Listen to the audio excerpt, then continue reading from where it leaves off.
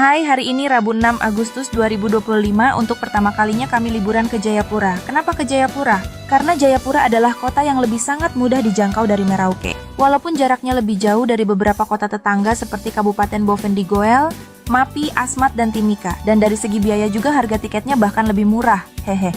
Sebelum terbagi-bagi seperti sekarang, dulu ibu kota Papua adalah Jayapura. Jadi wajar saja kalau kota ini lebih modern dan jadi tempat impian warga Papua untuk liburan, apalagi kami. Sudah hampir 2 tahun di sini, masa ke ibu kota saja kami tidak pernah. Jadi mumpung kesempatannya ada, maka kami putuskan untuk ke Jayapura. Karena kalau dipikir-pikir belum tentu jika kami mutasi tugas ke pulau lain, belum tentu kami berkunjung ke Jayapura. Kenapa?